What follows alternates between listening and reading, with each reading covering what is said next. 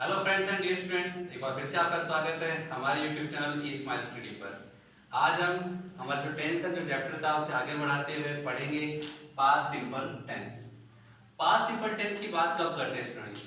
जब भी हम भूतकाल में घटित किसी घटना की बात करेंगे, यानी जो कार्य अब से पहले हो चुका उसकी बात करेंगे और उसका समय भी दिया गया होगा, तब हम पास्ट सिंपल टेंस में वाक्य को बनाएंगे।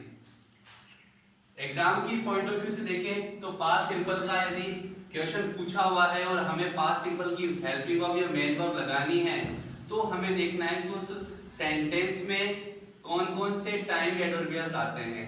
बात करेंगे टाइम एडवर्बियल्स की तो देखेंगे यस्टरडे यानी बीता हुआ कल, अगो पुराने समय जो भी बीत गया उसके बारे में बात करने के लिए इतने साल पहले कार्य हुआ, जैसे I went to Jaipur 5 years ago, 5 साल पहले वहां गया था। इनके बाद में कोई पास्ट का टाइम दिया गया होगा, जैसे इन 2005, इन 1947, इन माय चाइल्डहुड, ठीक है ना। इस प्रकार से इनके बाद में कोई समय दिया गया होगा। वंस, जैसे हम लोग कई बार कहानियों में सुनते हैं once there was a king, once there was a dog, इस तरह से। प्रीवियस के बाद में भी कई बार मिलता है हमें previous day, previous week, previous month या ईयर, प्रीवियस के बाद में कोई समय दिया गया होगा। लास्ट के बाद में भी कोई समय दिया गया होगा, लास्ट वीक, लास्ट मंथ, इस प्रकार से। तो पास्ट टेंस जनरली कब काम में लेते हैं कि कोई काम भूतकाल में हो चुका उसका समय दिया होता है कि हाँ भाई ये काम तब हुआ था। प्रेजेंट टेंस पढ़ते समय हमने प्रेजेंट परफेक्ट में भी बात की थी, उसमें भी हमने बात की थी कि भूतकाल में कोई कार्य हुआ, लेकिन उसमें और इसमें क्या डिफरेंस है कि पास्ट सिंपल में यदि वाक्य दिया गया होगा, यदि हमें पास्ट सिंपल की हेल्पिंग वर्ब मेन वर्ब ढूंढनी, वहां क्या होगा कि उसमें समय दिया गया होगा कि कार्य कब हुआ, और पास्ट परफेक्ट में निश्चित समय नहीं दिया गया होता। चले हेल्पिंग वर्ब की बात करेंगे पास्ट सिंपल में, तो हेल्पिंग वर्ब कौन सी यूज में आएगी स्टूडेंट्स? डिड। हेल्पिंग वर्ब क्या काम में आनी है? डिड।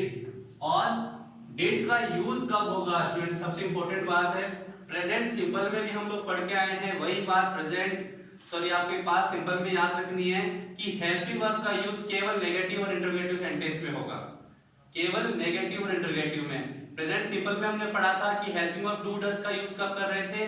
केवल नेगेटिव और इंटरोगेटिव में। और आपके प्रेजेंट सिंपल के सकारात्मक वाक्य में हम लोग हेल्पिंग वर्ब का यूज नहीं कर रहे थे। सेम वही चीज हमें अब याद रखनी है कि हेल्पिंग वर्ब डिड का यूज कब होगा? नेगेटिव व इंटरोगेटिव सेंटेंसेस में। चलिए मेन वर्ब की बात करते हैं, तो मेन वर्ब की सेकंड फॉर्म आपकी यूज होगी कब? अफर्मेटिव सेंटेंस में। जो भी सकारात्मक वाक्य हैं उनमें कौन सी आपकी helping verb main verb use में आएगी? वर्ब की सेकंड फॉर्म। वर्ब की सेकंड फॉर्म का यूज होगा अफर्मेटिव सेंटेंस में, सकारात्मक वाक्यों में। और नेगेटिव और इंटरोगेटिव सेंटेंस में किसका यूज होगा? हेल्पिंग वर्ब डिड के साथ में वर्ब की फर्स्ट फॉर्म का। ये थोड़ी सी अलग बात है, हमें याद रखनी है कि पास्ट सिंपल के एफर्मेटिव यानी सकारात्मक वाक्यों में, पास्ट सिंपल के सकारात्मक वाक्यों में हेल्पिंग वर्ब का यूज नहीं होगा और मेन वर्ब में वर्ब की सेकंड फॉर्म का यूज होगा। और पास्ट सिंपल के नकारात्मक वाक्यों, नकारात्मक व प्रश्नवाचक वाक्यों में किसका यूज होगा? हेल्पिंग वर्ब डिड के साथ में वर्ब की फर्स्ट फॉर्म का यूज होगा। ये चीज हमें अच्छे से याद रखनी है। कुछ एग्जांपल देखते हैं स्टूडेंट्स। अफर्मेटिव सेंटेंस की बात करेंगे सबसे पहले, तो अफर्मेटिव सेंटेंस में क्या होगा? सबसे पहले हम क्या लगा रहे होंगे? सब्जेक्ट। सबको पता है स्ट्रक्चर अफर्मेटिव सेंटेंस का क्या रहता है? सबसे पहले सब्जेक्ट आएगा, उसके बाद में हेल्पिंग वर्ब यदि यूज होती है तो वो आएगी, नहीं यूज होगी तो मेन वर्ब आएगी, उसके बाद में ऑब्जेक्ट, अदर्स, ये सब हम लोग लगाते हैं। तो अफर्मेटिव सेंटेंस सबसे पहले सब्जेक्ट लगा लेते हैं, उसके बाद में वर्ब की सेकंड फॉर्म, फिर ऑब्जेक्ट या अदर्स, जिनमें कोई एडवर्बियल वगैरह हम लोग लगाते हैं। वाक्य देखते हैं। अब देखिए किस प्रकार का वाक्य होगा। मान लीजिए पहला वाक्य हम लोग एक हिंदी का वाक्य में बता रहा हूं आपको, उसको इंग्लिश, उसका हमें इंग्लिश में ट्रांसलेशन करना है। किस प्रकार से होगा कि मंजीत ने कल एक फिल्म देखी थी, ठीक है, मंजीत ने कल एक फिल्म देखी थी। अब कल हुआ था ये कार्य, हो चुका, खत्म हो गया और उसका समय भी दिया हुआ है, तो हमें टेंस की पहचान कौन करवाएगा? ये बात मैं बार बार कह रहा हूं आप लोगों से कि हमें टाइम एडवर्बियल्स अच्छे से याद रखने हैं। अगर हमें टाइम एडवर्बियल याद है तो वो हमारी हेल्प करेंगे उस टेंस की पहचान करने के लिए जिस टेंस का हमें आपके दिए हुए ब्लैंक में भरना है। तो पहला सपोज कीजिए ये पहला आपके सामने वाक्य है और इसकी पहचान करवाने के लिए एक टाइम एडवर्बियल हमारी हेल्प के लिए वहां मौजूद है। क्या है देखते हैं। तो यहाँ देखिए, यहाँ लिखा मिल रहा है हमें यस्टरडे, यस्टरडे यानी बीता हुआ कल, ठीक है। अब देखिए ये टाइम एडवर्बियल आपको कहाँ मिल रहा था? पास्ट सिंपल के टाइम एडवर्बियल मिल रहा है हमें, और यस्टरडे को देखते हुए पता चल गया कि क्या है यहाँ पर, ये बीता हुआ कल कौन से टेंस को बता रहा है? Past simple. कौन से टेंस को बता रहा है हमें? Past simple. और पास्ट सिंपल का वाक्य कैसा है फिर देख लीजिए, सकारात्मक वाक्य है तो क्या हो जाएगा? वर्ब की सेकंड फॉर्म, तो वॉच की सेकंड फॉर्म क्या लगा देंगे? वॉच्ड। इस तरह से हम लोग बना सकते हैं। Manjeet watched the movie yesterday, Manjeet ने कल एक मूवी देखी थी। चलिए दूसरा एग्जांपल देखते हैं। अब वी लिखा हुआ है, ब्लैंक दिया हुआ है और ब्रैकेट में गो वर्ब है टू लंदन लास्ट ईयर। अब लास्ट ईयर क्या है? बीता हुआ वर्ष। तो लास्ट के बाद में कोई भी टाइम आए, ये देखिए लास्ट के बाद वीक, मंथ, डे, ईयर कुछ भी आ रहा है तो वहां पर क्या होगा? पास्ट सिंपल टेंस होगा। तो यहाँ क्या लगा देंगे हम लोग? वी, गो की सेकंड फॉर्म वेंट हो जाएगी, वी वेंट। वर्ब की सेकंड फॉर्म अभी हम देख के आए, वर्ब की सेकंड फॉर्म आएगी एफर्मेटिव सेंटेंस में। चलिए तीसरा एग्जांपल देखते हैं। इंडिया की बात में क्लियर किया हुआ कि इंडिया गेट फ्रीडम इन 1947, कि इंडिया को 1947 में आजादी मिली।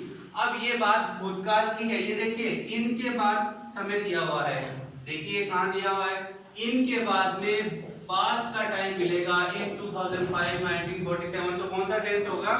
Past simple. तो यहाँ क्या आ जाएगा? India got freedom. India get की सेकंड फॉर्म क्या हो जाएगी? गॉट फ्रीडम इन 1947, कि इंडिया को 1947 में आजादी मिली।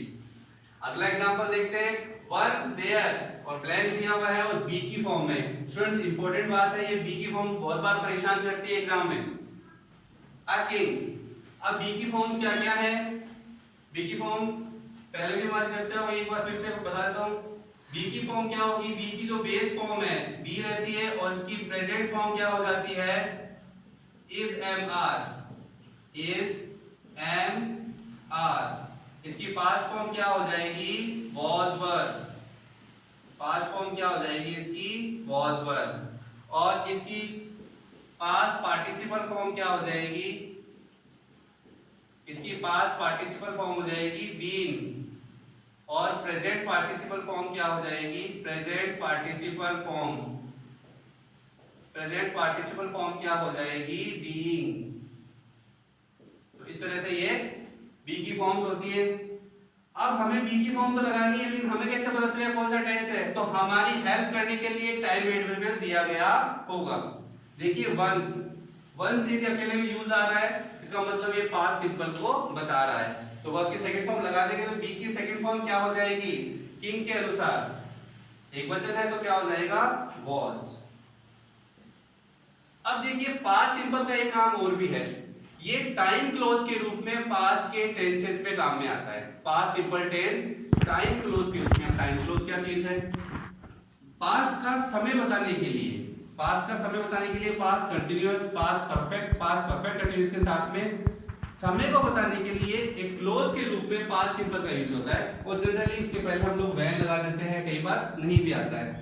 अब अगला एग्जांपल देखते हैं हम लोग। व्हेन आई और ब्लैंक दिया हुआ है, ठीक है। The classroom, the students were making a noise, कि जब मैंने कक्षा में प्रवेश किया तब क्या हुआ? The students were making a noise, जो विद्यार्थी थे वो आवाज कर रहे थे, शोर मचा रहे थे। अब देखिए यहाँ देखिए वॉज वर्ब के साथ वर्ब की आईएनजी फॉर्म आ रही है। अगला टेंस हम लोग पढ़ेंगे पास्ट कंटीन्यूअस, वॉज वर्ब के साथ वर्ब की आईएनजी फॉर्म आ रही है। तो यहाँ पर ये जो पहला टेंस है व्हेन के बाद में आपका समय बताने के लिए आ रहा है कि जब मैंने कक्षा में प्रवेश किया, तो उसके लिए पास्ट सिंपल आएगा। तो एंटर की सेकंड फॉर्म क्या हो जाएगी? एंटर्ड। इस तरह से हमने देखा एफर्मेटिव सेंटेंस। आप लोग इसका स्क्रीनशॉट ले लें, इसके बाद हम लोग नेगेटिव और इंटरोगेटिव सेंटेंस पढ़ेंगे। तो स्टूडेंट्स अब हम देखते हैं पास्ट सिंपल में नेगेटिव सेंटेंस। मैं फिर से बताता हूं आपको स्टूडेंट्स, पास्ट सिंपल के सकारात्मक वाक्य में हमेशा वर्ब की सेकंड फॉर्म यूज में आएगी, लेकिन नेगेटिव, इंटरोगेटिव एवं नेगेटिव इंटरोगेटिव सेंटेंसेस में डिड हेल्पिंग वर्ब के साथ, सभी कर्ताओं के साथ डिड हेल्पिंग वर्ब आएगी और वर्ब की फर्स्ट फॉर्म आएगी। देखते हैं एग्जांपल वगैरह। देखिए नेगेटिव सेंटेंस में सिंपल सी बात है, सबसे पहले सब्जेक्ट आ जाना है, उसके बाद में डिड के बाद में नॉट और वर्ब की फर्स्ट फॉर्म। ये गलती कई बार हम लोग करते हैं, अरे पास्ट सिंपल है वर्ब की सेकंड फॉर्म लगा दो, यही गलती हो जाती है हमसे। अगर नेगेटिव है, इंटरोगेटिव है, तो हमें डिड हेल्पिंग वर्ब के साथ वर्ब की फर्स्ट फॉर्म लगानी है, बाद में ऑब्जेक्ट आ जाना है। देखिए example, Manjeet did not watch a movie yesterday. Manjeet ने कल मूवी नहीं देखी थी। तो यहाँ एक वचन बहुवचन का कोई सीन ही नहीं है। डिड हेल्पिंग वर्ब के साथ में नॉट लगाया और बाद में वर्ब की फर्स्ट फॉर्म लगा दी। सेकंड एग्जांपल देखिए, और यहाँ मैं बार-बार ध्यान दिला रहा हूँ टाइम एडवर्बियल की तरफ। यस्टरडे कौन से टेंस का पहचान का शब्द है, याद होना चाहिए हमें कि पास्ट सिंपल का है। सेकंड एग्जांपल देखिए, we did not visit the zoo last month. हम पिछले महीने कहां नहीं गए थे, जू नहीं गए थे। तो यहां पर भी अपन ने क्या लगाया, डिड के साथ में नॉट वर्ब की फर्स्ट फॉर्म, और यहां एडवर्बियल हो जाएगा टाइम एडवर्बियल जो है लास्ट मंथ। लास्ट के बाद कोई भी टाइम आएगा तो कौन सा टेंस होगा, पास्ट सिंपल। थर्ड एग्जांपल देखिए, I did not complete my novel in 2018। कि मैंने 2018 में अपना नोवेल जो है वो कंप्लीट नहीं किया था। तो इनके बाद में यदि पास्ट का कोई भी ईयर आता है, अपन बात करें इन 1947, इन जैसे अभी 2020 चल रहा है, तो इन 2019 कोई भी बीता हुआ साल आएगा तो वो पास्ट सिंपल में आएगा, फिक्स समय है। अब बात करते हैं अपन इंटरोगेटिव सेंटेंस की, ठीक है। इंटरोगेटिव सेंटेंस का फ्रेम सबको पता चल गया होगा अब तक कि सेंटेंस के स्टार्ट में यदि किसी प्रश्न का आंसर यस या नो में आना है तो हमेशा हेल्पिंग वर्ब से शुरू होगा प्रश्न। स्टूडेंट्स याद रखेंगे, जैसे यदि प्रश्न का उत्तर यस या नो में आना होता है तो हेल्पिंग वर्ब से उस क्वेश्चन को शुरू करते हैं हम लोग। तो हेल्पिंग वर्ब आप लोगों को अब तक याद हो गई होगी, पास्ट सिंपल की क्या होनी है, डिड। उसके बाद सब्जेक्ट लगा देना है अपन को, फिर वर्ब की फर्स्ट फॉर्म और बाद में ऑब्जेक्ट या अदर्स। अगर कोई WH वर्ड से क्वेश्चन स्टार्ट होना है तो इस हेल्पिंग वर्ब से पहले ही वो WH वर्ड आ जाता है, ठीक है स्टूडेंट्स। अब पहला एग्जांपल देखेंगे, did she go to Jaipur 2 weeks ago. क्या 2 सप्ताह पहले वो जयपुर गई थी? आंसर वुड बी यस और नो।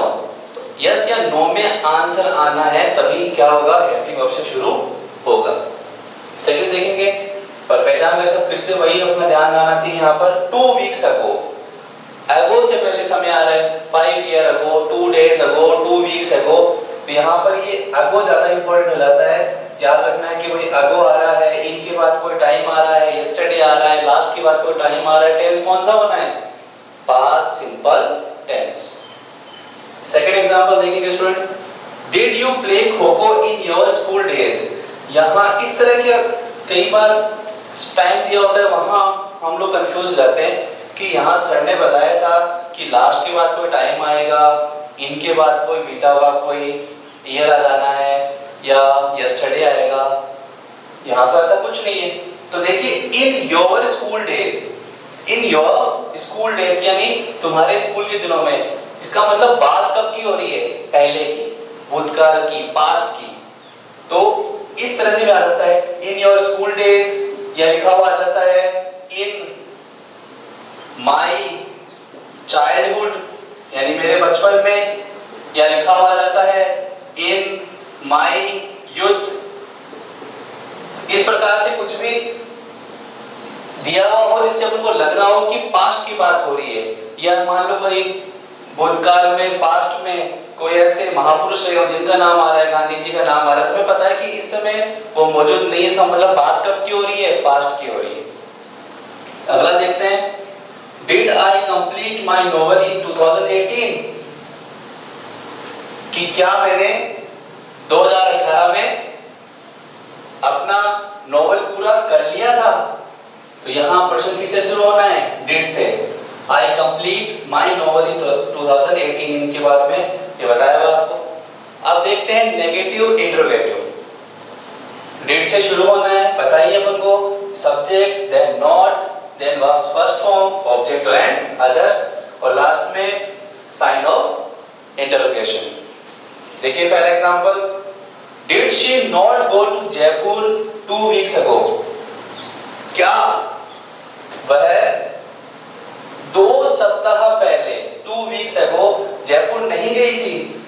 तो यहां पर क्या हो जाता है, 2 वीक्स अगो इसका पहचान का शब्द मिल रहा है आपको। देखा आपने, देख के आपने हेल्पिंग वर्ब डिड लगाई, नॉट लगाया और वर्ब की फर्स्ट फॉर्म लगा दी, अपना आंसर सही। सेकंड देखिए, इन योर स्कूल डेज, यहां फिर से मिल रहा है, पहचान देखिए आपने, हेल्पिंग वर्ब किससे शुरू हुआ, डिड से, not play. Did you not play kho-kho in your school days, कि क्या तुमने कभी खो-खो नहीं खेला स्कूल डेज में, अपने स्कूल के दिनों में। तो यहां पर इन योर स्कूल डेज पहचान का शब्द हो जाता है पास्ट सिंपल का।